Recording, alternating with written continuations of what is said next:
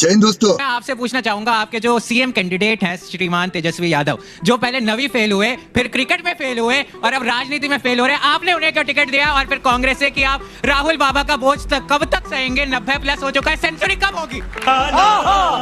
अभी मैं 19 साल की हूँ, तो मैं अभी जाती हूँ घर तो मैं रात के 12 बजे तक घूमी हूँ। मैं सच बोल रही हूँ, मैं झूठ नहीं बोल रही। और ऐसा नहीं है कि मैं भाई के साथ घूमी हूँ, मैं बहनों में ही घूमी हूँ। तो ये नहीं कह सकते कि हम एक लड़के लेके जाए तो ही हम रात में घूम सकते हैं। ऐसा माहौल तो कटिहार में बिल्कुल और है, ये अंतर है था और है में। मौसम तो ऐसा लग रहा है दिल गार्डन गार्डन हो रहा है। एयरपोर्ट की जो रास्ता है उधर में जाना नहीं जाया जाता था, क्योंकि ऐसा सुना जाता था कि उधर चोर चक्के रहते थे, लड़कियों को परेशान करते थे। लड़कियां तो खैर छोड़िए, वहाँ पुरुष भी सुरक्षित नहीं थे। ये बात सच है। लेकिन आज जब नीतीश जी की सरकार है अभी भी, तो आप वहाँ पे देखिए कि किस तरह से वहाँ पे पुलिस स्टेशन भी अलग से एयरपोर्ट की बनी हुई है। और ऐसा क्या है कि इस बार की महिला मतदाताएं बीजेपी की ओर आकर्षित हो रही है। अरे बाप रे, ये तो धोती खोल। नमस्कार दोस्तों, स्वागत है हमारे YouTube channel the rise debate पे। हम दोस्तों आपके लिए लेके आए आज का नया धमाकेदार वीडियो।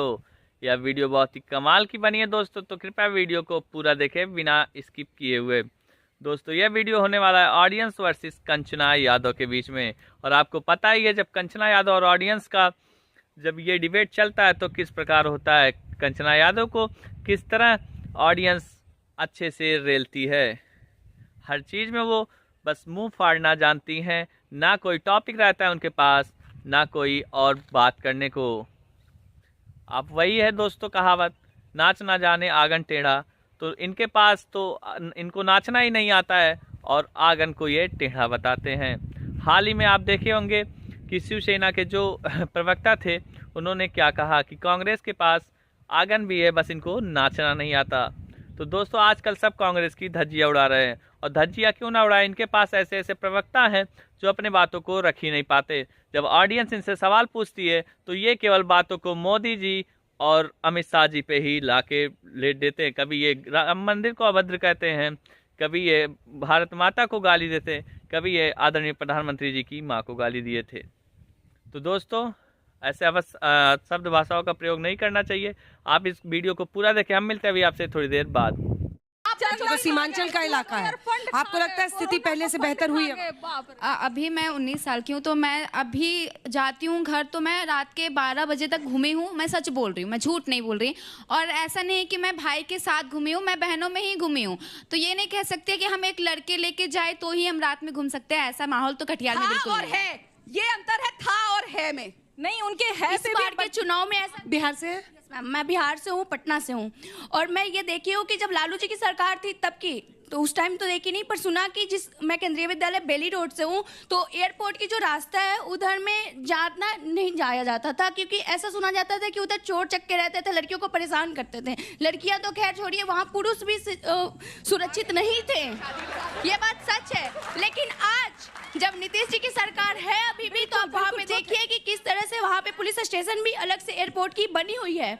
और ऐसा क्या है कि इस बार की महिला मतदाताएं बीजेपी की ओर आकर्षित हो रही है। अच्छा ठीक है, क्या पढ़ रही हो तुम? हिंदी साहित्य, दौलत राम कॉलेज। वाह, बैठिए बैठिए। मुझे लगा कि आप थोड़ी देर में अब यहाँ पे कैंपेनिंग ना शुरू कर दीजिए, ये दोनों मुझे बाहर कर देंगे यहाँ से। मैम इन्होंने बोला कि मतलब यस मैम, मैं नालंदा से हूँ। इन्होंने कहा कि मैं 12 बजे जी का इलाका। यस, इन्होंने बोला कि मैं 12 बजे तक घूमती हूँ, पर मैं भी बिहार जाती हूँ। अभी गई थी मैं जैन एफएम में, लेकिन हमारे यहाँ ऐसा नहीं है। 5 या 6 बजे के बाद मतलब लड़कियों को निकलने ही नहीं देते हैं। कौन नहीं निकलने देता?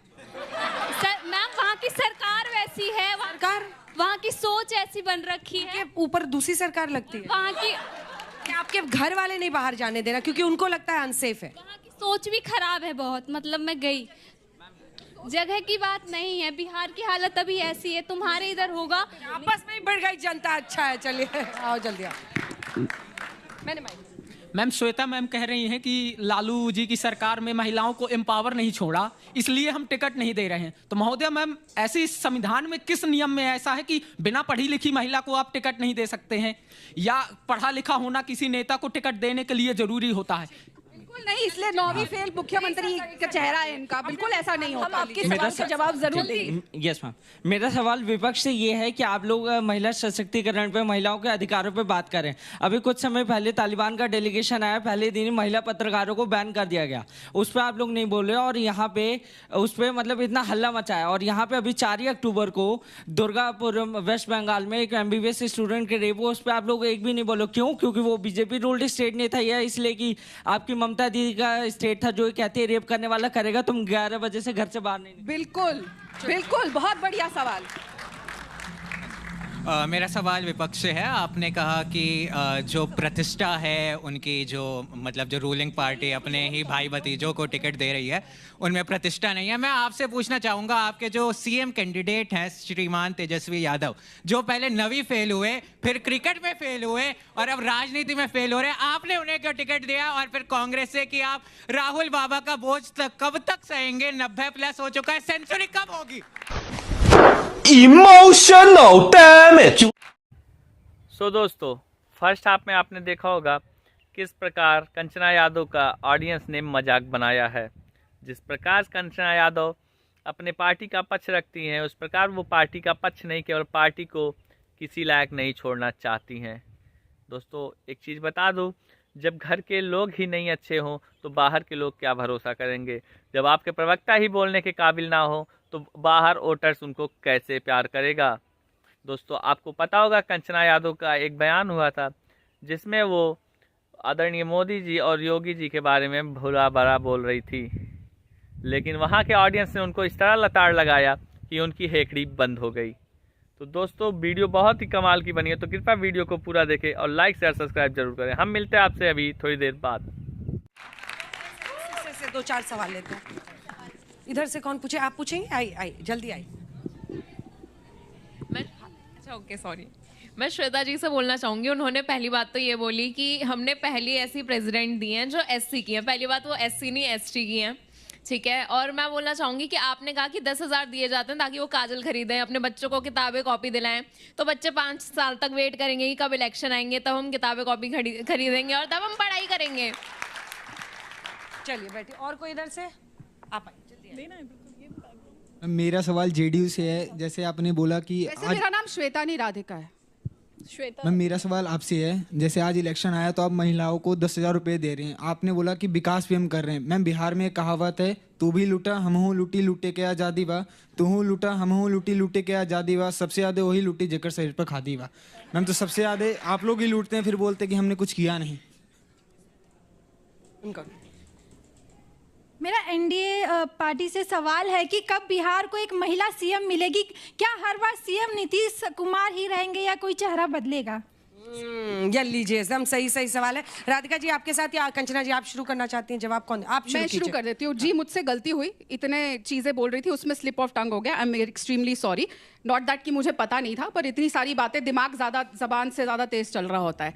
दूसरी बात, आपने एक बहुत अच्छा सवाल पूछा। मैं भी चाहती हूँ कि महिला मुख्यमंत्री बने, लेकिन 18 साल से महिलाओं के लिए सबसे ज़्यादा अगर बिहार में किसी ने काम किया है तो वो नीतीश कुमार जी ने किया है। चाहे शराबबंदी हो, जिससे पूरा बिहार का अस्तित्व बदल गया, चाहे महिलाओं को 50% पंचायती राज में आरक्षण देने का काम हो, चाहे बाकी सारी चीज़ें हो। तो हाँ, हम लोग चाहेंगे, पर अभी फिलहाल मुख्यमंत्री वही हैं और 18 साल से जनता उनको पसंद कर रही है। जब अगला समय आएगा तो जरूर, ये वादा है, NDA सरकार का चेहरा कभी ना कभी महिला होगी, क्योंकि ये होना ही होना है। 33% आरक्षण इसीलिए हम लेकर आए हैं। लेकिन एक बात और मैं कहना चाहूंगी, बार बार मैं फिर पूछूंगी, हमने गिनवा दिया, हमने ये किया, इन्होंने गिनवा दिया, ये किया।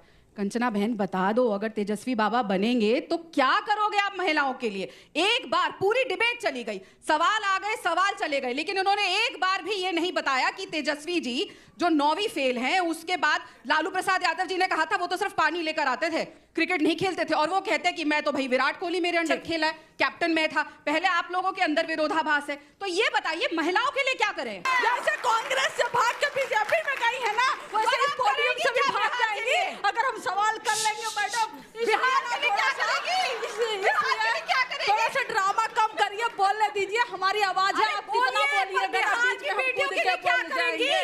और ये हजारों महिलाओं का रेप करने वाला, प्रचार करने वाला प्रधानमंत्री नरेंद्र मोदी